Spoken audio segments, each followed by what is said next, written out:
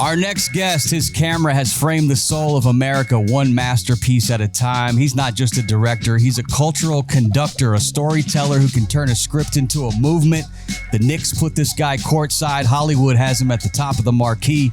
Today, we are spoiled to be joined by my man, Spike Lee, back on the show. What's up, Spike? Looking good this morning. How you doing, my brother? And, it's crack of dawn here in L.A.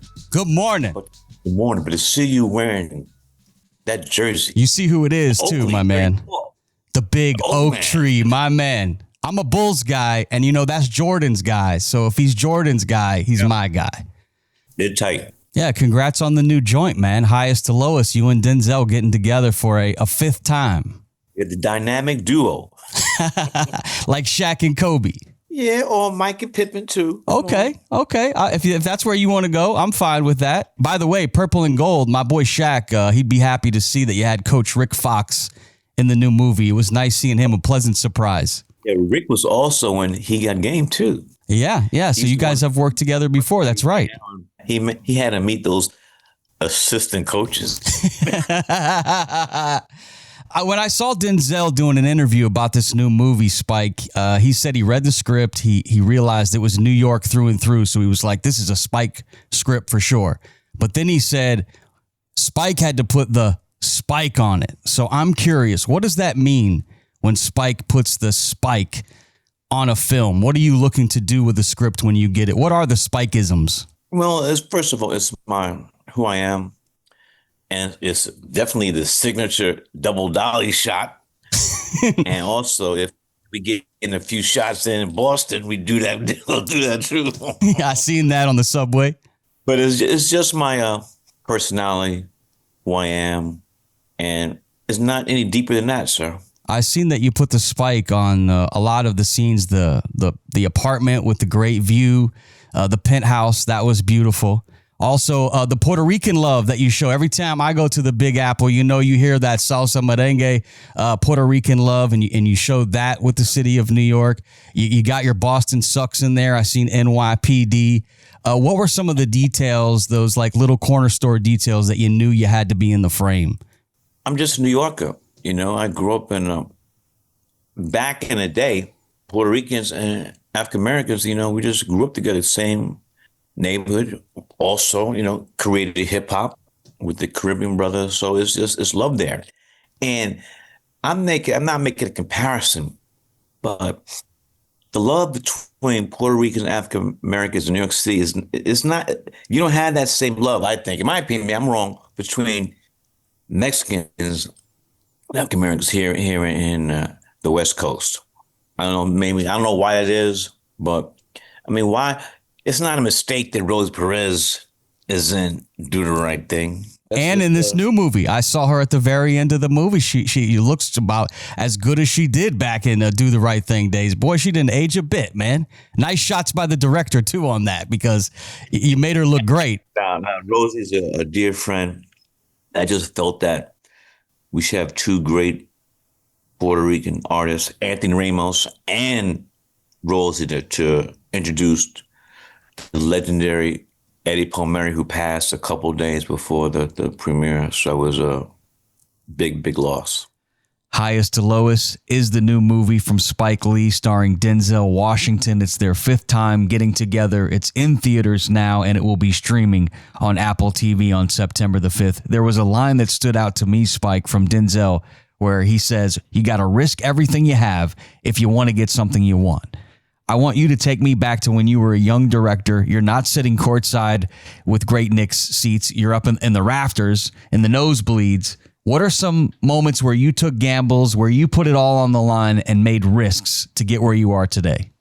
I just had a belief that if I put in the work and I got some lucky breaks, I could do it. But I had to work. I just didn't roll out of bed. I went to film school, and when you graduate film school, and it wasn't until like 3 years after that I did She's Gonna Have It. So it was a struggle. Who is somebody that you could say, hey, like for instance, Shaq was a guy that took me in, and I wouldn't be where I am without the big fella. But who are some people that really looked out for you in the early days? Well, my grandmother she taught art in Atlanta, Georgia, and Macon, Georgia. For 50 years, she saved the Social Security checks for her grandchildren. And, over 50 years, that you get some money there. And I was the first grandchild. So my grandmother helped me go through Morehouse College and then NYU Graduate Film School, and then gave me the seed money gifted me the seed money for she's going to have my first film. So, and then you put in the work, and then here we are, man, 5 films in with Denzel. Yeah, but here's the thing, though, is that you can't cheat. You got to put you got, I don't know what you're doing. You got to put the work in, and if you don't put the work in, you're cheating, and you're not going to get. I feel you're not going to get where you want to be. All money isn't good money, ain't that right, Spike? There you go. That's a great line from the film, and that's also on the poster. All money ain't good money, and what attracted me to this film, not a remake, but a reincarnation of the great Akira Kurosawa, Japanese film, like his film High and Low.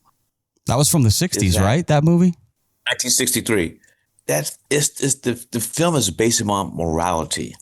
What will you do? And what will you do and what you won't do to succeed? And if you have love and peace, respect in your heart, there's some things you're not going to do. I mean, you're just not going to do it. Other people, they'll put their mother on the corner.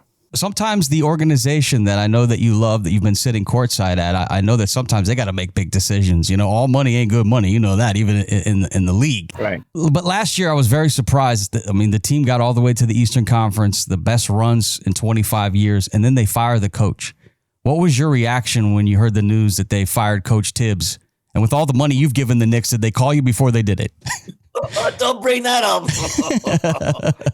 I was surprised. I'm going on a record. I've done this before, but I'm going on record again to have complete respect for Coach Tibbs, and Leon Rose and World Wide West felt that they had to go another direction. So we got Mike Brown. Things are set up. Look, I don't want anybody to get hurt, but it happened in the playoffs. Tatum, Halliburton, so Indiana and Boston, I don't know. I'm not scared of Cleveland. So you still have to play the games. But right now, here we are in August. I'm looking forward to, I'm seeing a path to get to the NBA Finals. And whoever it is, OKC, man, those young guys. But there's no guarantee that they could come out of it, So I'm looking very forward. We're in New York, we're looking forward to a lot of pressure. Season. A lot of pressure on Mike Brown, because I think if you don't win a championship, it's a failure, right? Because last year you got to the Eastern Conference Finals. I mean, maybe you get to the finals, it might be a win, but is it championship or failure? Yes. We haven't won since 1972-73 season. Back in the Walt Frazier days. I know that's your guy, right, Walt? That's my guy, Walt Clyde Frazier. So we'll see what happens. Right now, trying to get the Yankees straight. Yeah, they've been failing, but there's still, I think, there's still like 40 games left. I'm curious, you have so much great Knicks memorabilia throughout the years. What's the one piece in the crib that if all of a sudden there's like a hurricane coming or a fire, what is the grand piece? For the people listening at home or on your radio, in the car, you should go to my Instagram, official Spike Lee, and I have the 1969-70 championship banner in my office that hung from Madison Square Garden. Wow, they didn't keep that at the Garden? They gave it to you? No, they renovated the Garden, and somehow I didn't get the full story. I don't want to know. I don't know if it walked out the garden or what, but I got it now. I guess I'm going to have to check out your gram. It's New York. Yeah. Go see the new movie, Highest to Lowest, new Spike Lee joint with Denzel Washington, in theaters this weekend, also streaming September 5th on Apple TV. I want to talk to you about your soundtracks, because the last time we spoke, you were making that movie, The Five Bloods, with Chadwick Boseman. Yes. God rest his soul, Chadwick. Great Chadwick. The heartbeat to me of that film was your selection of Marvin Gaye's What's Going On.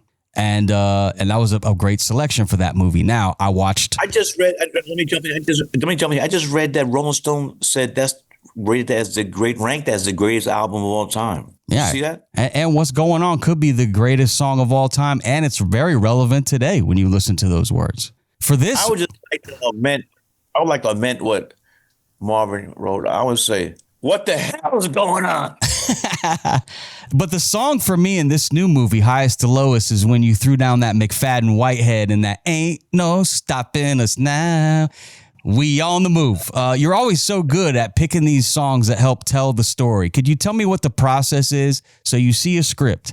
Now you got to start scoring it and you got to pick the tracks. How does that work for Spike Lee? Well, there's two different things. You have the score, which is a great score by Howard Drops, and then you have songs. And I love music more than I love sports. So that must give you an indication of how I feel about it. And Denzel's character, he's a music mogul. So he would pick McFadden Whitehead. He would pick James Brown's The Payback, the songs you hear. And I love music. I love music. Your father played bass, correct? So you got music in your blood. Yes, my father's a great jazz bassist, folk bassist. He played with Bob Dylan. He's on the first Simon and Garfunkel album, the first Gordon Lightfoot album. And when Bob Dylan, he was the top guy.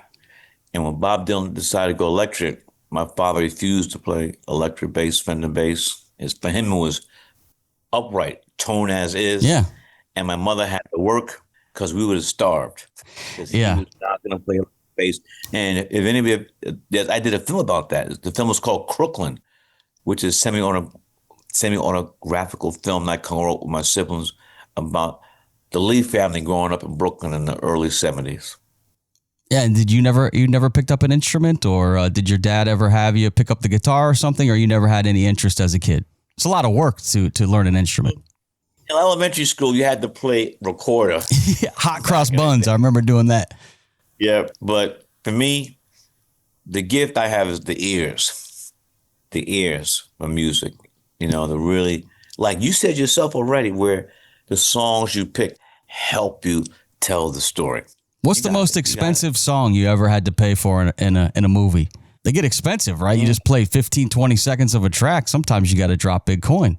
Big money. But here's the thing, though. When I did Girl 6, I went to Prince. I said, I want to use your songs. Prince said to me, Spike, you could pick any song you want out of the catalog.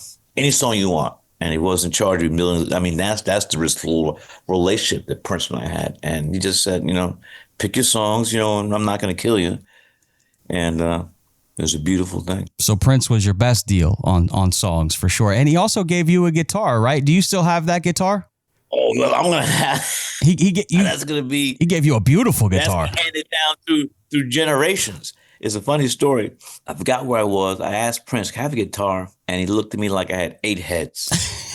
That was a no. Come on, he's got plenty of guitars. A year later, this big-ass guitar case. In fact, I didn't even know what just a big case. I didn't even know it was a guitar case. Shows at my house. A year later, I open up, and it's this famous white guitar.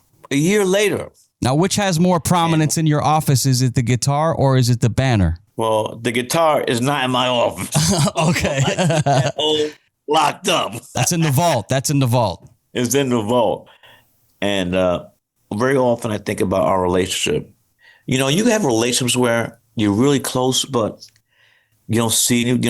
I mean, we would see each other maybe once a year. One of my famous, most loving times we had where we went, the last time the All-Star game, All-Star game was at the Garden. We sat together, and that was, I'm telling you, Prince was funny. He had me cracking up. Man, he was funny. And I miss him. I appreciate you coming on the show, man. LFG, let's fucking go, Knicks. And also watch this new Blue Sky. Watching this new movie, Highest to Lowest. It's been a long time. Yes, but we're waiting since the 70s. But you don't have to wait much longer to go see a Spike Lee joint. It's in theaters this weekend. He's done it again. Him and Denzel back on the big screen, highest to lowest. Go see it. And then streaming on Apple TV September the 5th. God bless you, Spike. Thanks for coming on, bro. Orange and blue skies. Thank you. Peace out. Later.